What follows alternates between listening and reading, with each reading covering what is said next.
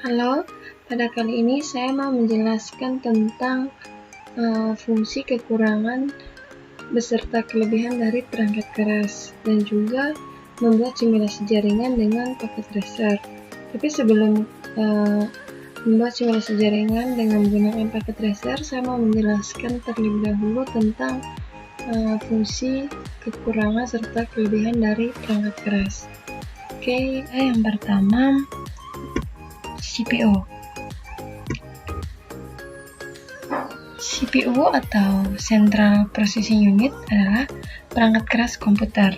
CPU diibaratkan otak dari sebuah komputer, karena tanpa adanya CPU, sebuah komputer tidak akan berfungsi sebagaimana mestinya. Istilah lain dari CPU adalah prosesor. Fungsi dari CPU yaitu yang paling utama adalah memproses dan mengolah semua kalkulasi, perintah, dan melakukan operasi aritmatika dan logika terhadap data yang diambil dari memori atau dari informasi yang dimasukkan melalui perangkat keras lainnya untuk menunjang pengoperasian komputer. Fungsi CPU yang kedua yaitu berperan penting dalam menjalankan keseluruhan pengoperasian komputer. Ketiga, menjalankan program-program yang disimpan dalam memori utama dengan cara menerjemahkan instruksi, mengeksekusinya satu persatu sesuai alur perintah. CPU dikontrol menggunakan sekumpulan instruksi perangkat lunak komputer. Kelebihannya, mengatur dan mengendalikan alat-alat input-output, mampu mengambil instruksi-instruksi dari memori utama, mengambil data dari memori utama untuk diproses, mengirimkan instruksi ke ALU jika ada perhitungan aritmetika, mengawasi kerja dari ALU, menyimpan hasil proses ke memori utama.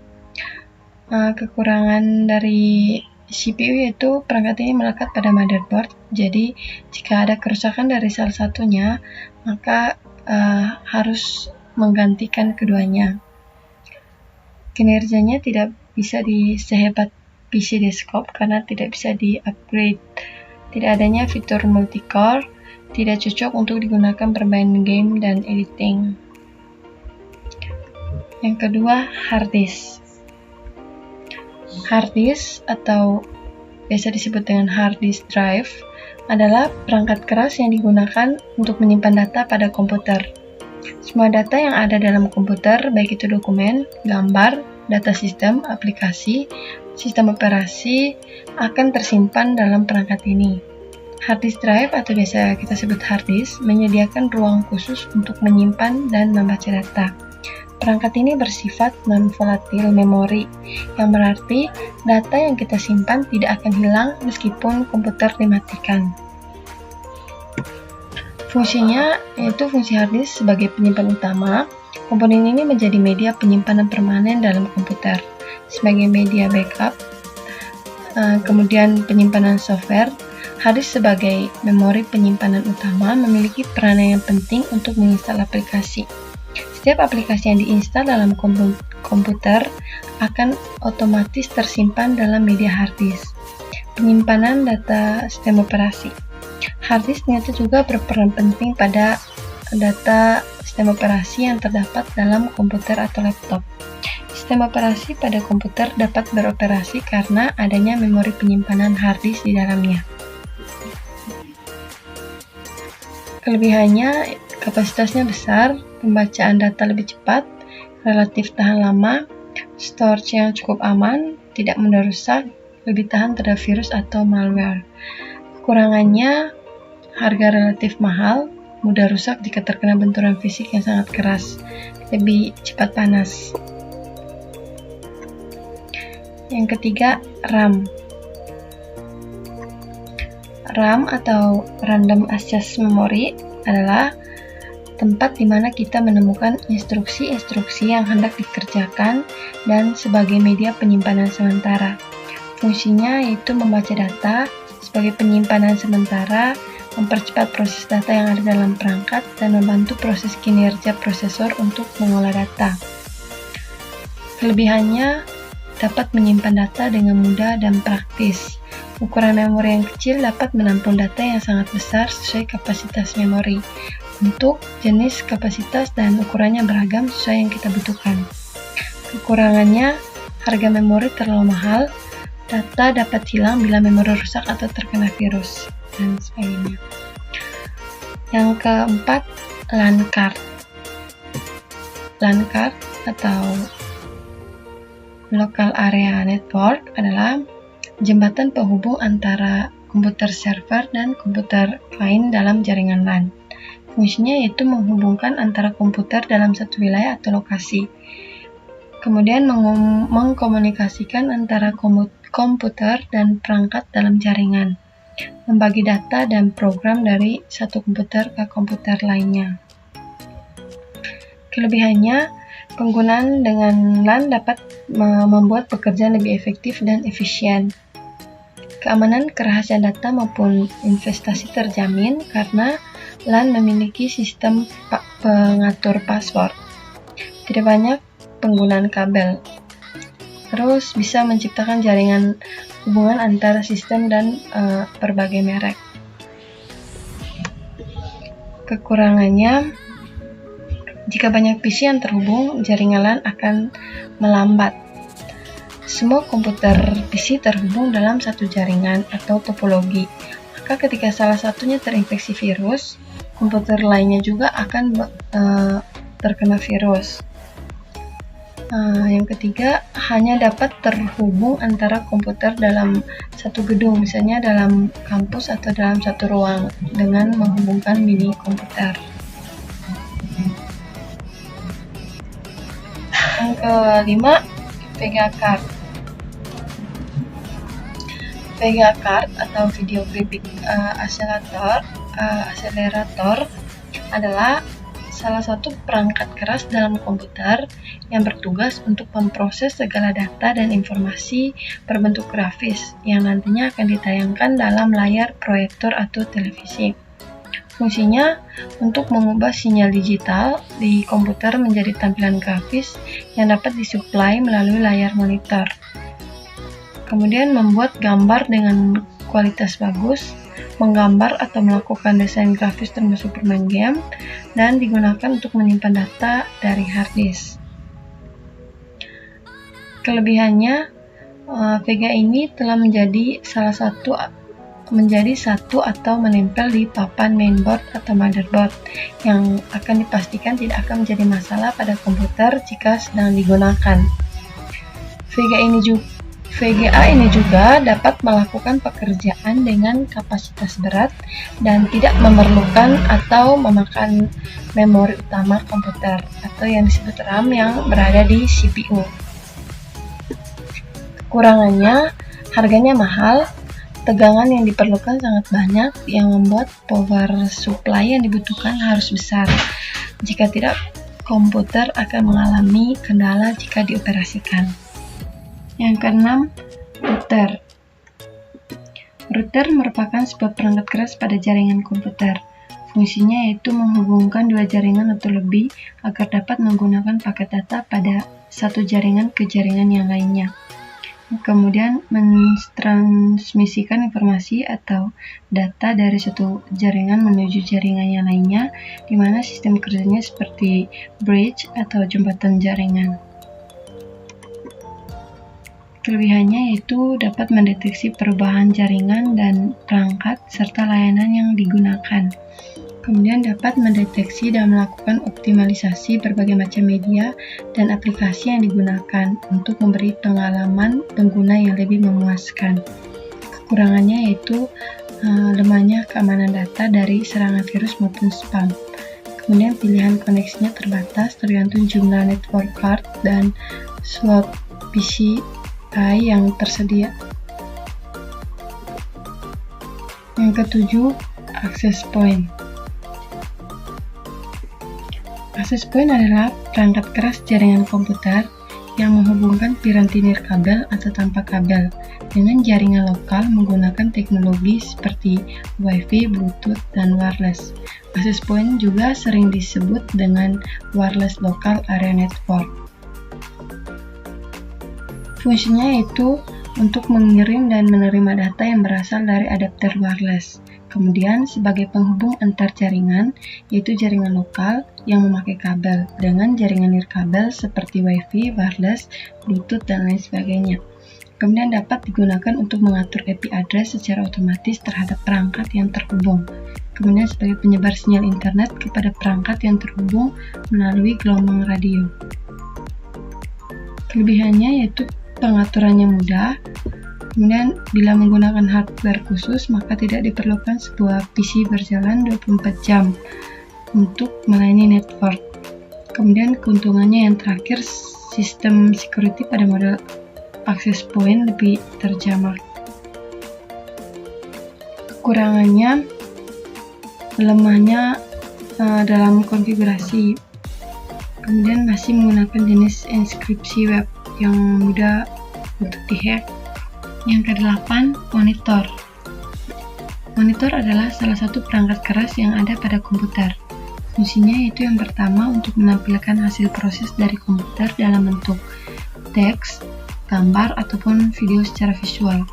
Kemudian sebagai perangkat output penyusun sebuah komputer. Dan sebuah komputer tidak akan bisa digunakan jika monitornya tidak ada. Kelebihannya, harganya relatif lebih murah, warnanya lebih akurat dan tajam. Resolusi monitor fleksibel serta perawatannya mudah. Kekurangannya, layar LED yang tipis cenderung lebih sensitif. Kemudian sinar radiasi yang berakibat kurang baik untuk manusia, baik otak, mata, dan sel rambut. Yang ke-9, prosesor Intel. Prosesor adalah otak dari suatu komputer. Prosesor biasanya sering dikenal juga dengan CPU atau Central Processing Unit, yakni suatu chip yang berbentuk integrated circuit. Fungsinya mengontrol seluruhan sistem komputer, terutama dalam menjalankan instruksi. Yang kedua, pengolah serta dipakai sebagai pusat atau otak dari kegiatan komputer dalam melakukan perhitungan dan menjalankan tugas input serta output. Kelebihannya tidak cepat panas. Dalam segi multimedia, produk Intel lebih bagus. Intel tidak mengeluarkan suara yang berlebihan saat bekerja. Kekurangannya, harganya yang mahal. Intel kurang unggul dalam segi grafis. Yang ke-10, mouse. Mouse merupakan perangkat input pada komputer. Fungsinya yaitu untuk mengarahkan dan juga mengatur posisi kursor sebagai penunjuk tombol atau objek perintah pada desktop di monitor. Kelebihannya, yang pertama bisa digunakan pada permukaan yang kasar atau tidak perlu menggunakan mousepad. Ukurannya tidak terlalu besar dan kekurangannya yaitu mudah rusak jika terkena benturan yang keras. Oke, terima kasih. Oke, sekarang kita masuk di simulasi jaringan. Oke, jadi komponen yang kita butuhkan sekarang yaitu 2 PC server, 2 switch, 2 laptop, 6 komputer, 1 smartphone, dan 1 tablet PC. Dan juga 1 access point tambah 1 hub. Oke, langsung saja kita ke bagian kiri bawah yang di sini ya teman-teman. Di sini ada router yang ini. Router teman-teman yang ini, router ini memiliki fungsi untuk mengirim paket data atau suatu informasi melalui internet atau jaringan dari lokasi tertentu ke jaringan lainnya. Dan ini ada switch ini juga ada hub. Oke, jadi switch dan hub ini memiliki fungsi yang sama, yaitu sebagai penghubung sejumlah perangkat komputer demi dapat melakukan pertukaran paket serta meneruskan data ke berbagai perangkat tujuan. Oke, jadi switch dan hub ini memiliki fungsi yang sama. Dan di sini ada wireless device. Fungsinya itu untuk melakukan suatu hubungan telekomunikasi menggunakan gelombang elektromagnetik sebagai pengganti media kabel. Ini teman-teman, wireless device yang ini. Ini. Oke, di sini juga ada connection kabel ya teman-teman. Di sini ada kabel stretch. Fungsinya yaitu untuk menghubungkan dua perangkat atau device yang berbeda. Yang ini. Sedangkan yang ini yang cross yang putus-putus, ini fungsinya itu untuk menghubungkan dua perangkat atau dua device yang sama. Oke, kita langsung ke sini ya teman-teman, ke ini yang ada tulisan in device yang ini. Oke, kita klik, kita ke server ya teman-teman. Ini server itu sendiri merupakan sebuah sistem komputer yang menyediakan jenis layanan tertentu dalam sebuah jaringan komputer. Jadi fungsi dari server ini sebagai pusat sebuah jaringan komputer, yang mana komputer server yang sudah terhubung dengan komputer klien mampu mengirimkan dan menerima sebuah data yang dibutuhkan. Oke, di sini kita tadi membutuhkan dua PC server. Jadi kita langsung ambil ya teman-teman. Nah ini. Kemudian kita ambil yang tadi itu switch dan hub ya teman-teman. Mereka memiliki dua fungsi yang sama. Tadi switch kita butuh dua teman-teman. Oke, sekarang hub.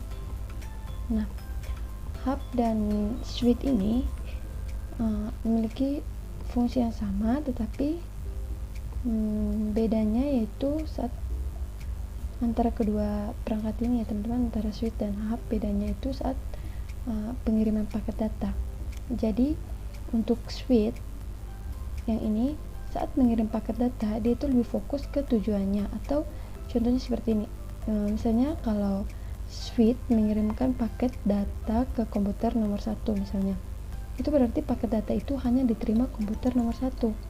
Sedangkan kalau hub yang ini teman-teman, saat dia mengirimkan paket data ke komputer nomor 1, berarti komputer nomor 2, 3, 4 dan seterusnya itu akan ikut menerima pesan yang tujuannya tadi hanya ke komputer nomor 1. Oke, jadi itu perbedaan antara switch dan hub. Nah,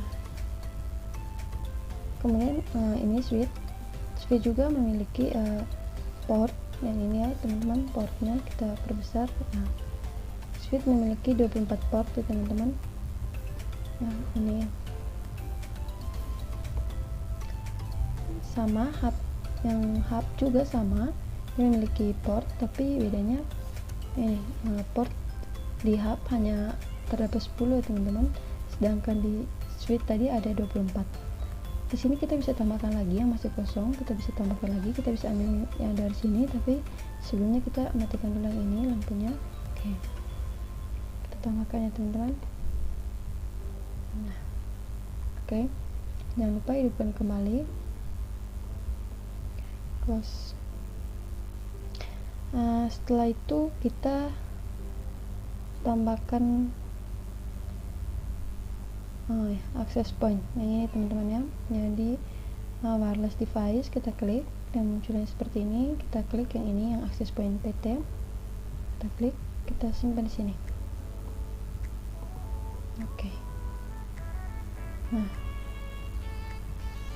access point ini memiliki fungsi yaitu sebagai pemancar sinyal internet ya, yang access point ini. Oke, selanjutnya kita tambahkan PC-nya teman-teman. Di sini saya pakai PC-nya itu hanya 6. Untuk teman-teman bisa pakai lebih, terserah ya teman-teman. Di sini saya hanya pakai 6 PC dan 2 laptop.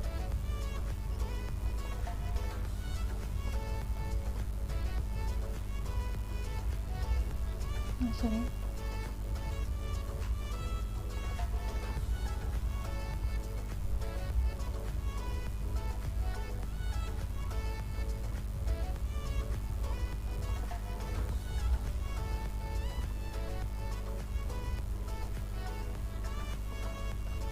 Oke, terus tambah smartphone satu ya teman-teman, yang ini ada tulisannya ini nih.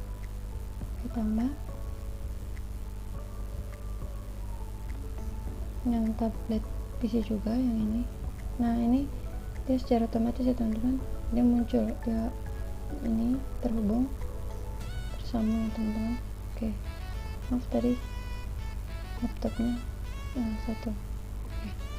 Nah kemudian kita akan sambungkan setiap komponen yang ada ini menggunakan kabel dengan cara mengklik icon connection yang tadi ya teman-teman.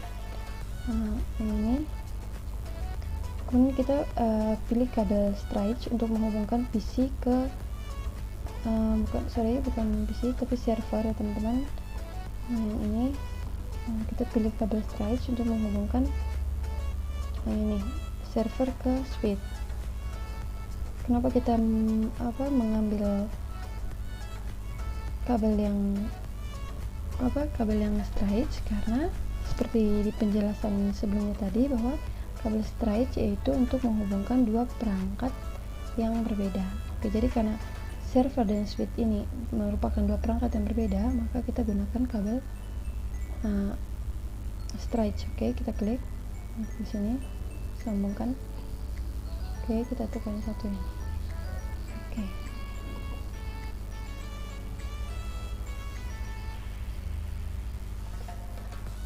Nah, sedangkan untuk menghubungkan switch ke switch yang perangkatnya sama, kita menggunakan kabel cross ya teman-teman. Yang ini yang kabel yang putus-putus ini. Tekan satu. Oke.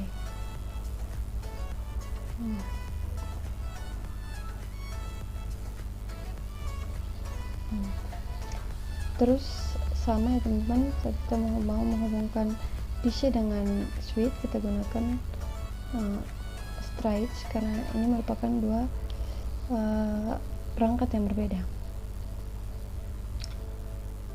Tapi untuk teman-teman yang mau cepat bisa gunakan kabel otomatis yang ini ya teman-teman. Yang ini yang gambarnya seperti petir, ini kabel otomatis yang tahu kabel apa yang dipakai atau yang cocok jika ingin menghubungkan dua perangkat yang sama ataupun berbeda. Oke, kita coba pakai kabel yang ini teman-teman. Nah, dia secara otomatis teman-teman dia tahu kalau PC ke switch ini itu menggunakan kabel yang stretch karena menghubungkan dua perangkat yang berbeda. Oke, nah ini dari switch ke hub ya teman-teman. Nah ini ya ada putusnya ya teman-teman, karena ini menghubungkan antara switch dengan hub ini menghubungkan dua perangkat yang sama, jadi harus menggunakan kabel yang warnanya yang putus-putus ya teman-teman, yang ini. Oke, kita pakai yang ini teman-teman supaya cepat.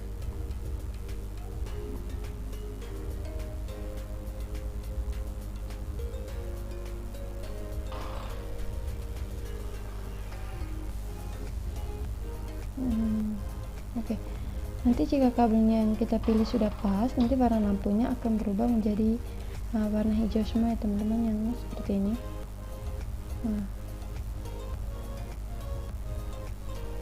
Oke, lagi yang ini. Oke, jadi di sini yang belum terhubung hanya laptop ya teman-teman. Oke, jadi kita langsung klik saja, kita setting, kita klik. Oke, ini adalah tampilannya. Di sini dia menggunakan LAN ya teman-teman, kita bisa zoom.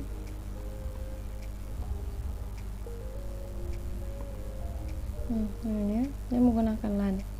Jadi di sini harus kita ganti menggunakan wireless yang ini ya teman-teman. Nah, kita kasih keluar yang ini, tapi sebelum itu kita matikan dulu lampunya yang ini. Oke, lampunya sudah mati. Kita kasih keluar ini ya teman-teman, kita simpan di yang tab ini ya teman-teman. Oke, dia sudah kosong.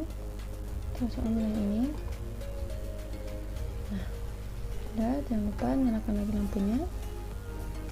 Oke, nanti dia akan terhubung sendiri teman-teman. Nah, ini dia sudah terhubung.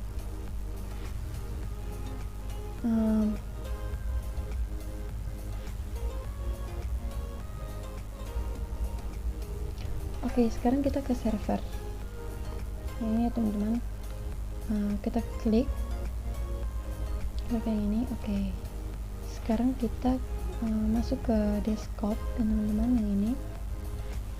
Kita masuk di API konfigurasi yang ini. Nah, di sini kita isi IP addressnya dengan angka 192.168.11. Oke. Nah, sedangkan untuk yang ininya teman-teman, subnet max-nya ini kita klik saja ya teman-teman, nanti dia muncul secara otomatis. Nah, ini dia sudah muncul secara otomatis.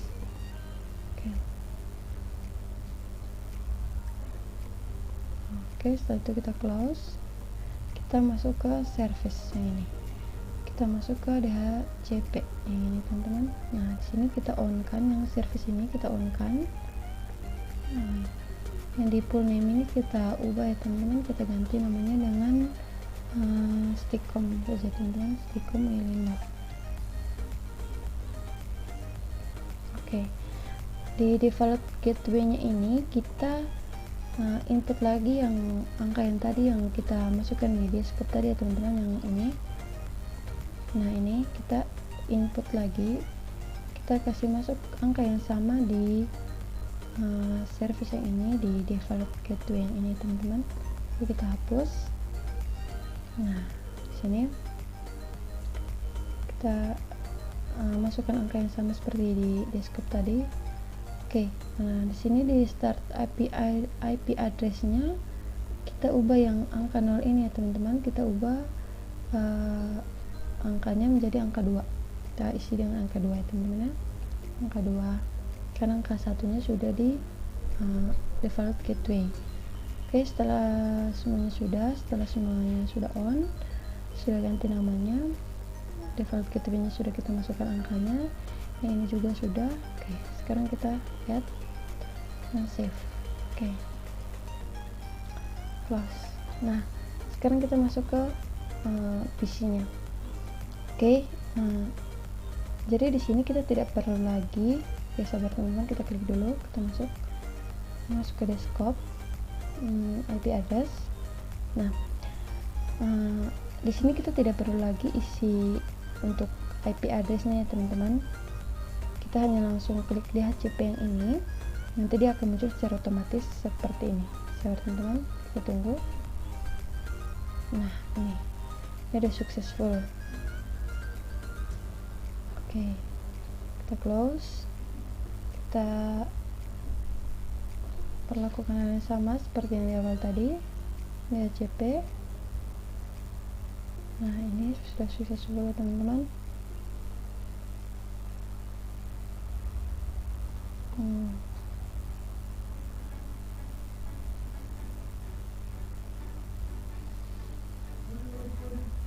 Nah,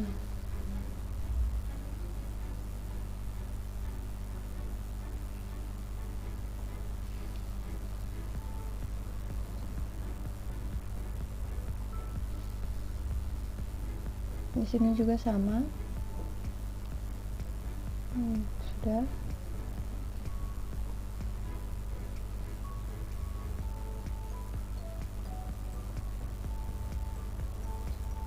Sama.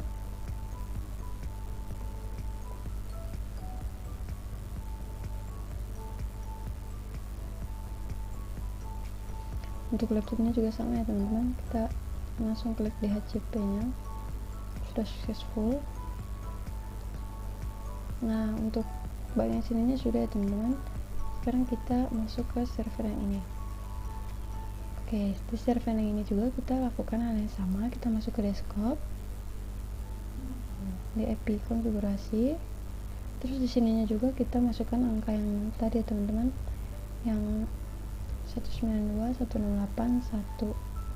Nah, di sini kita ganti, di sini jangan pakai 1 lagi karena angka 1 sudah dipakai di server sebelumnya. Jadi di sini kita ubah menjadi angka 2.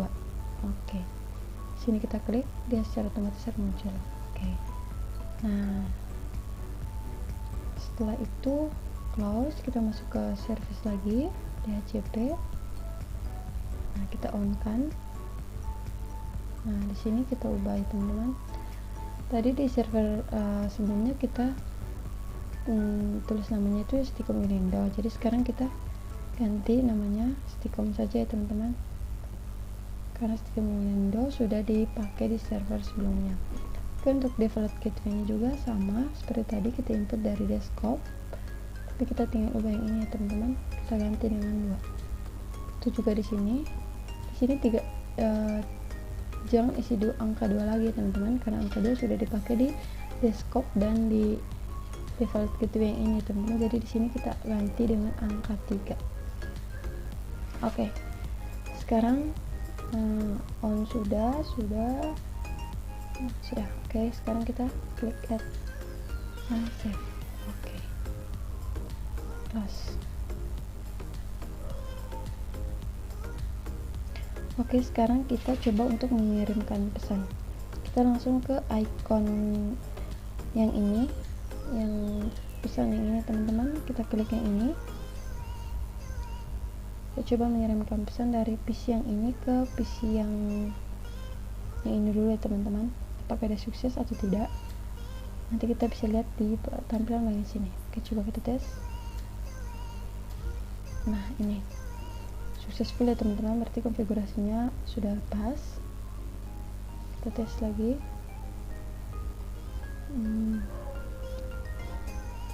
Dari sini ya teman-teman, ke sini. Nah, ini sudah successful ya teman-teman.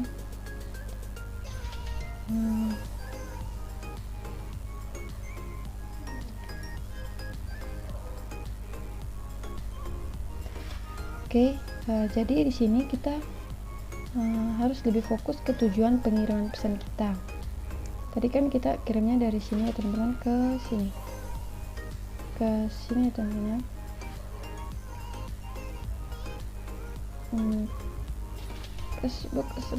Sorry. Tadi pertama tadi kita kirimnya itu dari PC yang ini ke PC yang ini. Kedua tadi kan kita dari PC yang ini ke yang ini ya teman-teman. Jadi kita harus lebih fokus yang perjalanan pengiriman pesan dari PC ini ke sini, ini ke sini. Oke, kita lebih fokus ke situ. Sedangkan yang lain jangan terlalu fokus, karena nanti akan muncul tanda X ya teman-teman. Tanda X karena salah, memang karena tujuan kita tuh bukan ke situ kirimnya, tapi tujuan kita tadi kirimnya ke sini dan sini. Oke, jadi kita mau lihat apakah sukses atau tidak. Oke, kita langsung ke icon di belakang ini ya teman-teman, yang di belakang real time ini ada icon lagi, kita klik. Nah, ini ada tulisan simulation. Oke, simulasi. Oke, jadi kita ke sini ya teman-teman, ke auto capture atau play, kita klik. Nanti dia akan jalan ya teman-teman. Oke, kita lihat nanti kalau pengiriman paketnya sukses, nanti dia ada tanda centang gitu ya teman-teman, centang hijau ya. Kita lihat.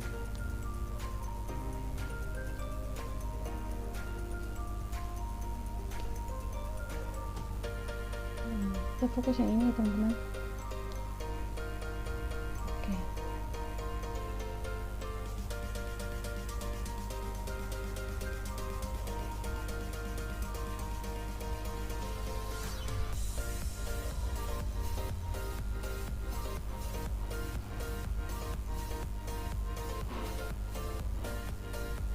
Kita lihat apakah sukses atau tidak. Sukses teman-teman ya. Oke, ini tadi sudah sukses. Oke, kita bisa dilihat ya teman-teman. Kita coba yang lain. Kita coba kirimkan pesan yang sini teman-teman, dari laptop ke mana ya? Ke sini.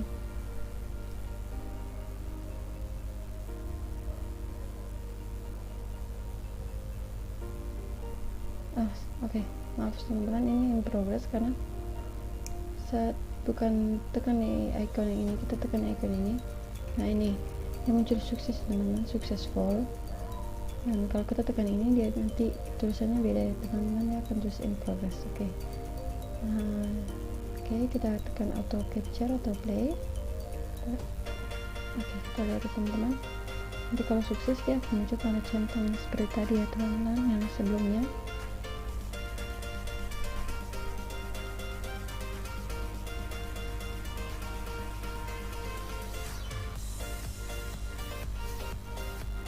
Oke, kita lihat.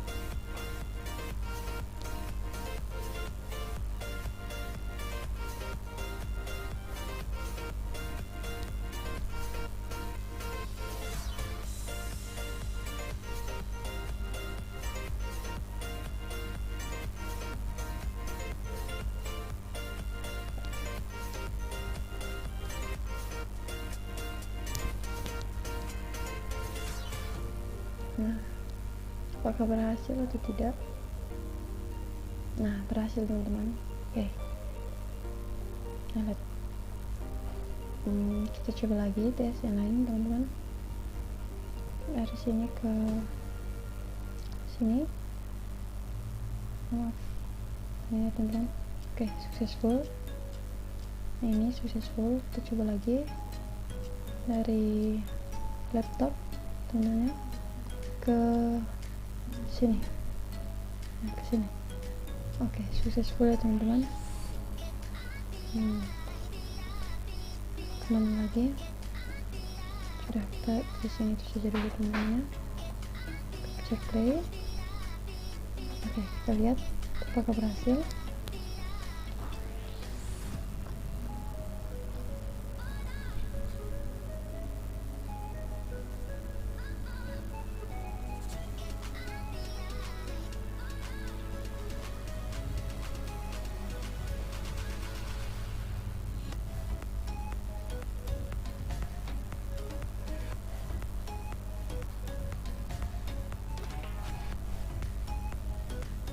Nah, kita lihat apakah sukses.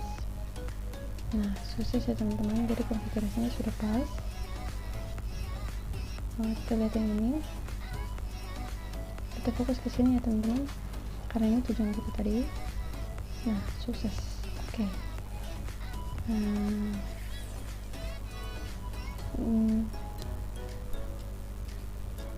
Coba kita tes yang ini teman-teman.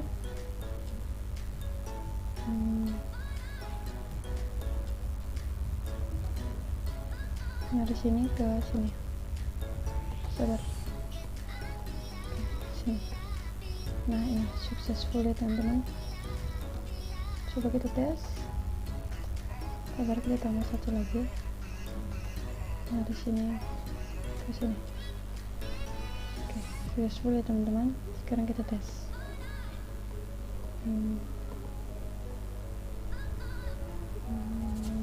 Di sini.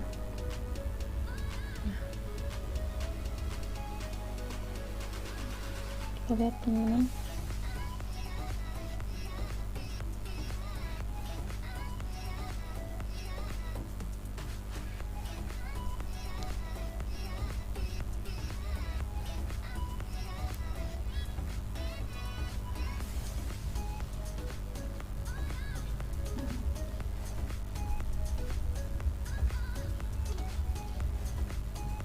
Oke.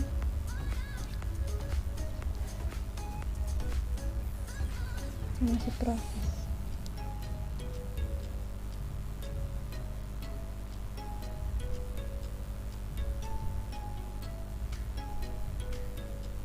Ini juga masih proses.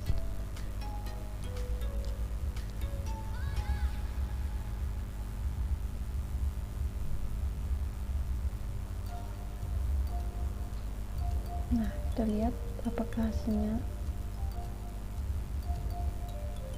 Salah teman-teman, bukan ini tadi. Kita punya dari sini ke sini. Nah, ini kita lihat apakah hasilnya sukses atau tidak. Nah, sukses teman-teman. Kita tunggu yang satu ini. Kalau dia sukses berarti simulasinya berhasil.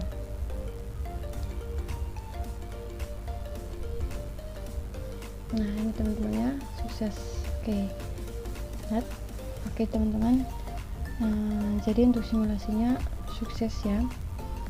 Dan mungkin hanya itu saja untuk kali ini. Semoga videonya bermanfaat. Terima kasih.